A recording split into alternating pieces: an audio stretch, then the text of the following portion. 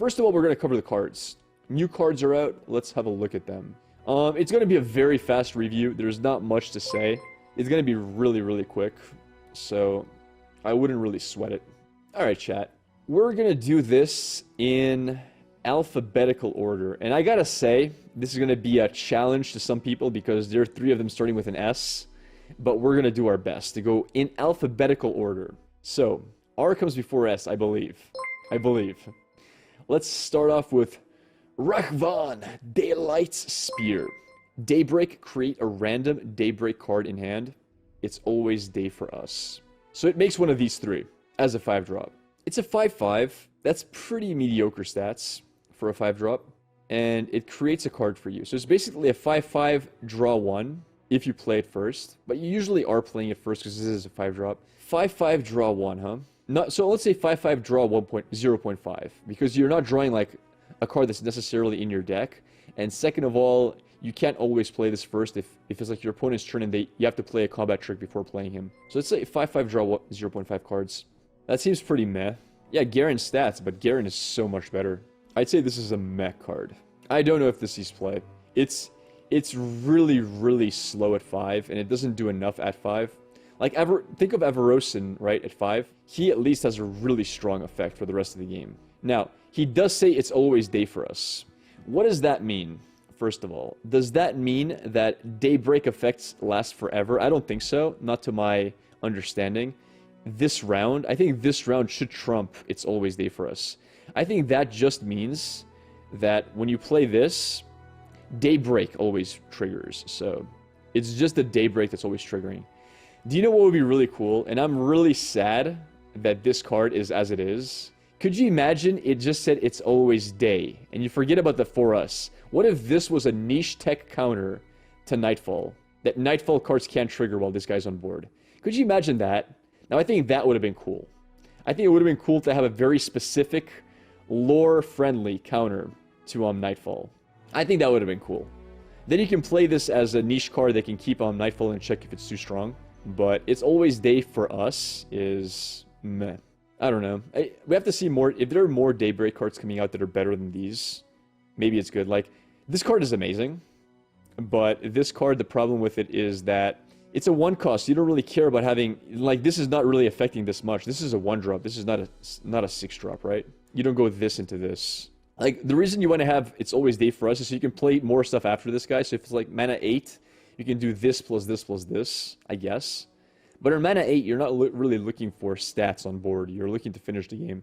With more revealed cards, maybe something will happen. We'll see. Like, you need to have a lot of Daybreak spell cards to spend spell mana with in order for this to be good. It theoretically might see play. I doubt it's going to be a tier 1 card that sees play in tier 1 decks. Unless they print a lot of good Daybreak cards, then maybe. But I'm just going to say meh for now. Sun Guardian, an 8/7 for 6 that has Overwhelm. I broke the alphabetical order. No! No! Alright. Timeout, chat. This is nice. Alright. Next card on the list, chat, is Solari Shieldbearer, right after Ravun's Daylight Spear. And how do I know we're going to talk about this card, chat? You guys might not be 5-head like me, but O comes before U. And since they're both Solari, H comes before O. Just a little lesson for you guys, in case you weren't aware of how alphabetical order works, chat. With that said, guys, we got the Solari Shieldbearer as the second card to review. It is a 2-mana 3/2 Daybreak. Give me +0/+4 this round. That's dang good, man. That's pretty good. I like this card. I like this card quite a bit. A 3/6 for 2. Like, this is a really good plunder activator or value trade card. It does so much. Wow.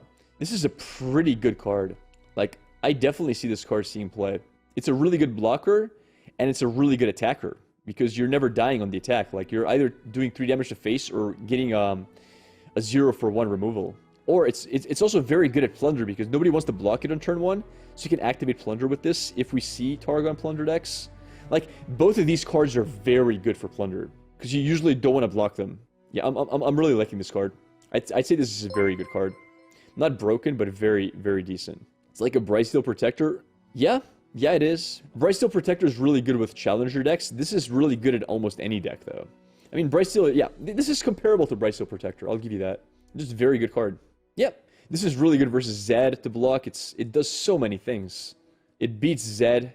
It can play into, like, it's really good for single combat if you're running single combats. Both of these are very good for single combat. I really like this card.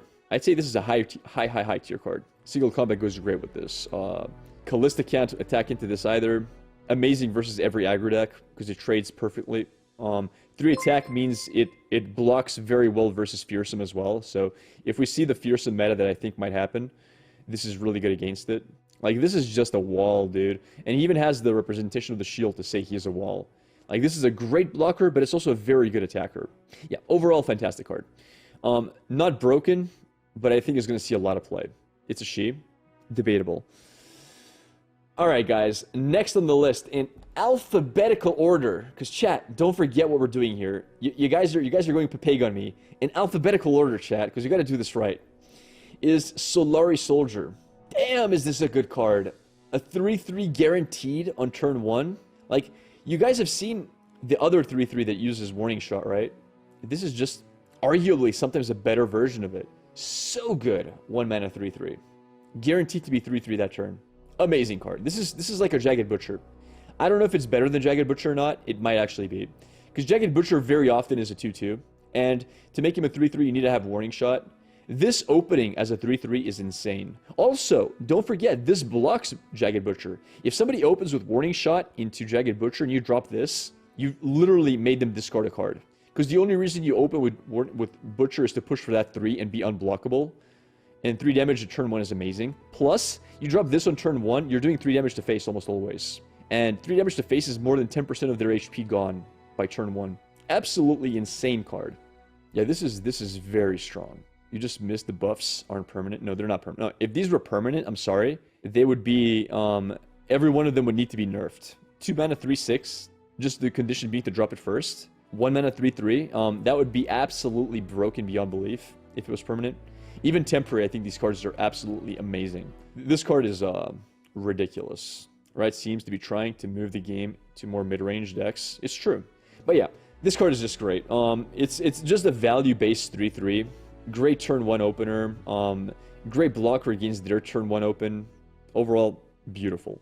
And guys, last but not least, in alphabetical order, U comes after everything else, almost, except for VWX, Y, and Z, and there is no VWX, Y, and Z as the second letter here.